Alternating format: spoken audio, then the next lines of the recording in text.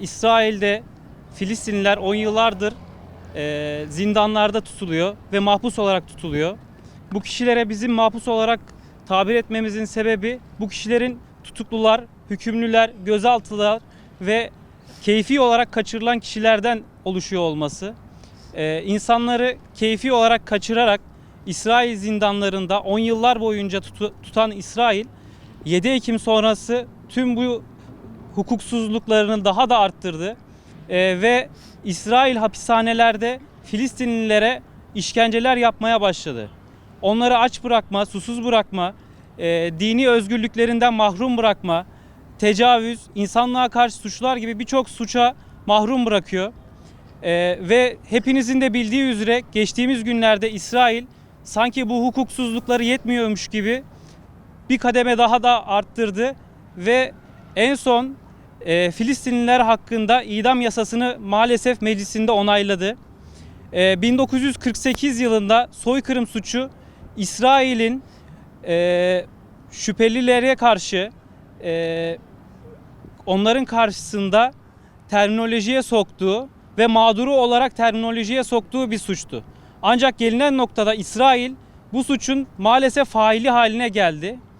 Biz de Türkiye'de bulunan, Gazze'de bulunan, bölgede bulunan veya yakınları Türkiye'de olan müvekkillerimiz aracılığıyla onların adına bugün suç duyurusunda bulunduk ve sürecin takipçisi olacağız.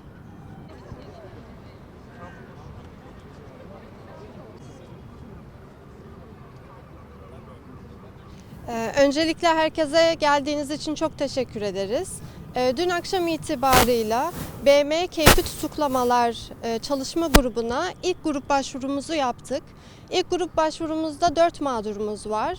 Mağdurlardan 3'ü hali hazırda serbest bırakılmış ancak 10 yıllar boyunca İsrail hapishanelerinde tutulmuş esirlerdir. Bir mağdurumuz ise hala İsrail hapishanelerinde kalmaktadır. Maalesef 7 Ekim öncesi ve sonrası kötü koşullarla ilgili yaşanan durumları anlatmak üzere ve bu konuyla ilgili ihlalleri uluslararası mekanizmalar kararlarıyla sabit tutmak üzere başvurumuzu yaptık. Bu ihlallerin arasında karar olmaksızın tutuklama, gözaltına alınma, avukatlarla görüştürülmeme, incommunicado tutuklama, yani mağdurların aileleriyle irtibat olmaksızın günlerce gözaltı merkezlerinde tutulması, gözaltı merkezlerinde yapılan işkenceler, özellikle bir mağdurumuz bakımından ise 10 yıldan daha fazla süren bir tecrit koşulu vardır. Bu açıkça uluslararası kurallara aykırıdır. Mağdurlarımızın 7 Ekim sonrasında yaşananlarla ilgili yaptıkları beyanlar, özellikle tüm kişisel malzemelerin ellerinden alınması, hijyen koşullarının sağlanmaması, hapishanede süregelen uyuz ve çeşitli dermatolojik hastalıklar, bunların hepsi verilmeyen hijyen malzemeleri ve sağlanmayan sağlık tedbirleri nedeniyle ortaya çıkmıştır.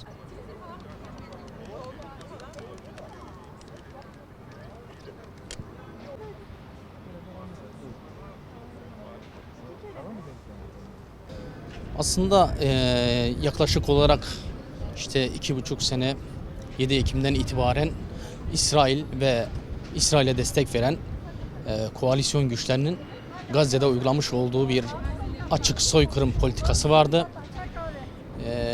Binlerce insanın şehit edildiği ve sayıları bilinmeyen, tespit edilemeyen insanların da çok ağır bir şekilde yaralandığı ve bir kısmının da bugün işte İstanbul'da duyarlı hukukçuların bugün bu basın açıklamasıyla dile getirmiş olduğu bizzat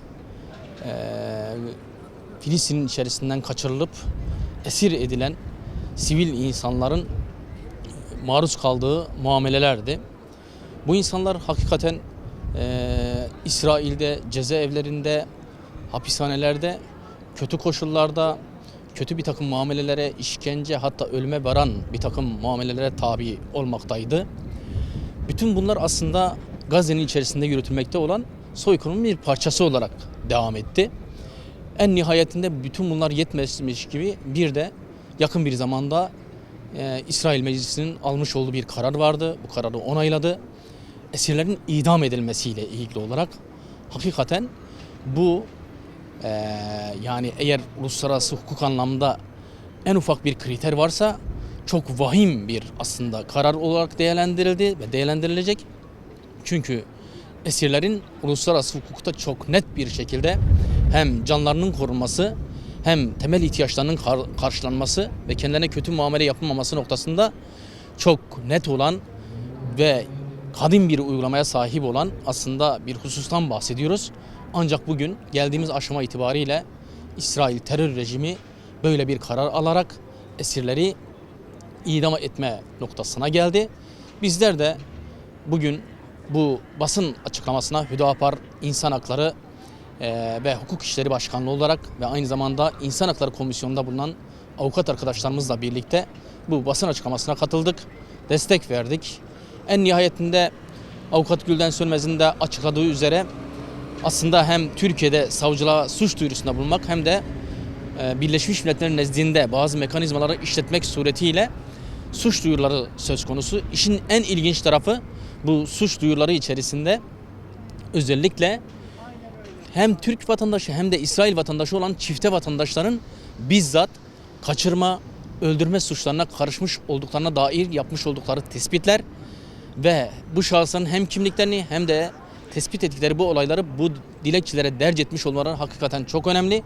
Dolayısıyla Türkiye'de aslında savcılıkların bu tespitleri bir an önce yaparak bunlar hakkında yakalama kararları çıkarması ve Türkiye'ye giriş yapmaları noktasında yani bir yasak koymaları ve en önemlisi aslında bunlardan yola çıkarak çifte vatandaş olup İsrail'e giden, askerlik yapan, bizzat bu suçlara karışan aslında binlerce insandan bahsediliyor.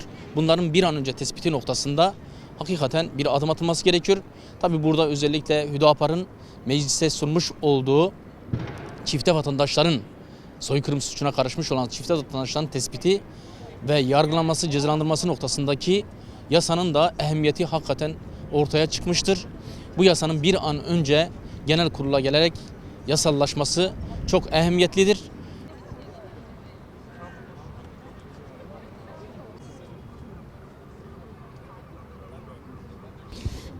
Biz yaklaşık şu ana kadar 25 Filistinli esiri temsil ediyoruz. Bunların bir kısmı şu an Gazze'de ya da Türkiye'de olan ve esir takısıyla çıkmış olan esirler ve tabii bütün her şeye şahit olan, kendileri de bunları yaşamış olan kişiler. Bir kısmı da hala İsrail zindanlarında tutulan esirler.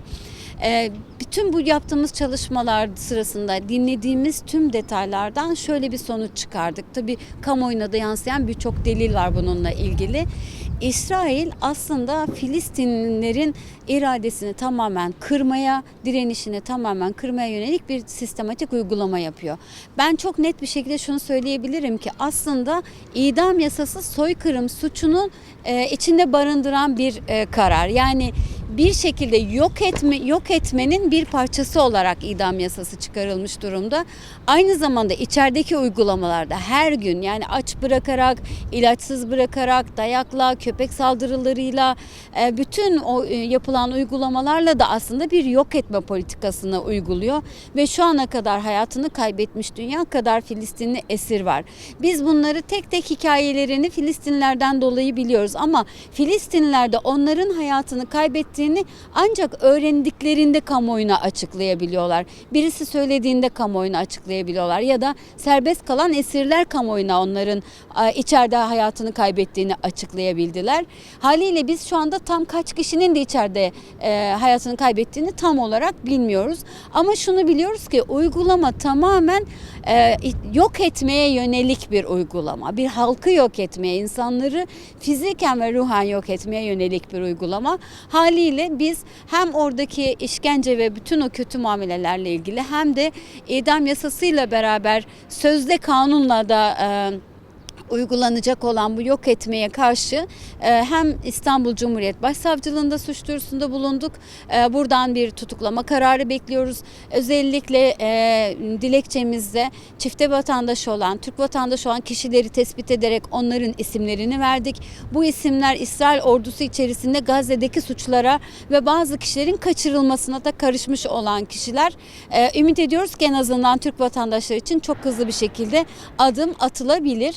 Öte taraftan sadece Türkiye ve ulusal yargı mekanizmalarında değil, Birleşmiş Milletler mekanizmalarında da birçok çalışma gerçekleştiriyoruz. Birleşmiş Milletler İnsan Hakları Konseyi'nin alt mekanizmalarına başvurular yaptık. Tahminimize göre oradan da deliller sabit olduğu için kararlar çıkacaktır. Belki bu kararlar Birleşmiş Milletler'in daha güçlü yaptırım kararları almasına da vesile olabilir. Hukuk çalışması bunun bir parçası. Bize göre hem sokaklarda sesin yükselmesi lazım, eylemler yapılması lazım.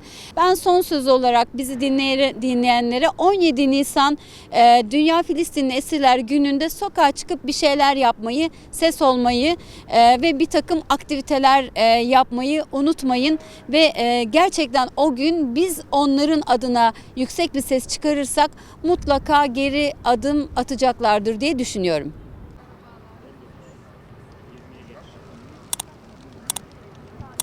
Almanya'ya geçer.